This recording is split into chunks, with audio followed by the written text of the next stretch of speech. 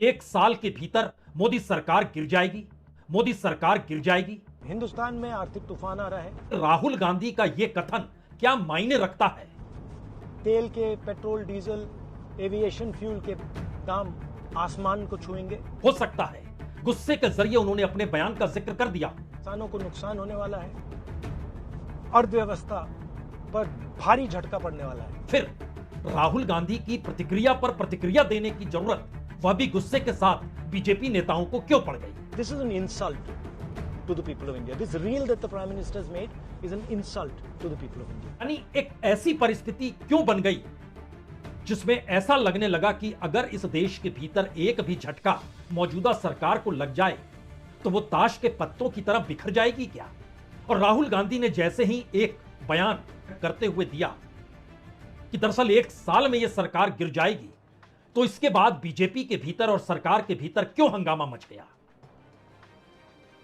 अगर आप इसकी महीनता को समझना चाहते हैं तो पहले जरा बीजेपी के नेताओं की चिंता तो देख लीजिए। संकल्प है भारत को और मजबूत बनाना है। ये चाहते हैं कि मोदी जी के खिलाफ देश में युवाओं को भड़काएंगे, गृह युद्ध कराएंगे और सरकार गिर जाएगी। अराजकता की स्थिति, राहुल गांधी जी फ्रस्ट्रेशन में हैं और भारत की सरकार को कहते हैं कि एक साल में गिर जाएगा, तो कहीं न कहीं षड्यंत्रकारी हैं राहुल गांधी जी।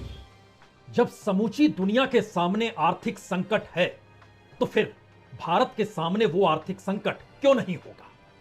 और दुनिया के अलग अलग देशों में उनकी अपनी सरकारों को लेकर सवाल अगर वहां की जनता नए अलाइनमेंट और आर्थिक तौर पर नई परिस्थितियों को लेकर सवाल उठाने लगी है, तो फिर यह सवाल भारत में क्यों नहीं उठ रहा है? सरकार ने तय कर लिया, यानी मोदी सरकार ने, यानी मोदी शाह ने यह तय कर लिया कि सत्ता लूज नहीं करनी है, यानी पावर लूज किसी भी हालत में नहीं करना है। राहुल गांधी का यह कथन क्या मायने रखता है? साल के भीतर या एक साल के ठीक बाद मोदी सरकार गिर जाएगी। लेकिन जिस राजनीतिक सत्ता को यह लग रहा है कि उसकी सत्ता कभी नहीं जाएगी और उसने सारे तंत्र को अपने हाथों में दबोच रखा है, तो फिर राहुल गांधी की प्रतिक्रिया पर प्रतिक्रिया देने की जरूरत वह भी गुस्से के साथ बीजेपी नेताओं को क्यों पड़ गई?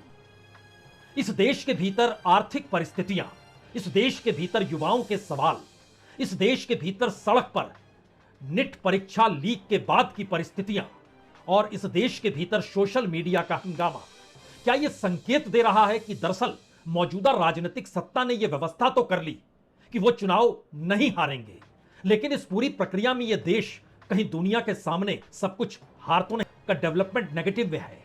इस देश के भीतर न सिर्फ विदेशी निवेशक पैसा निकाल रहे हैं, बल्कि कोई लगाना नहीं चाह रहा है। जो लगाया हुआ था वह भी लगने लगा कि अगर इस देश के भीतर एक भी झटका मौजूदा सरकार को लग जाए तो वो ताश के पत्तों की तरह बिखर जाएगी क्या?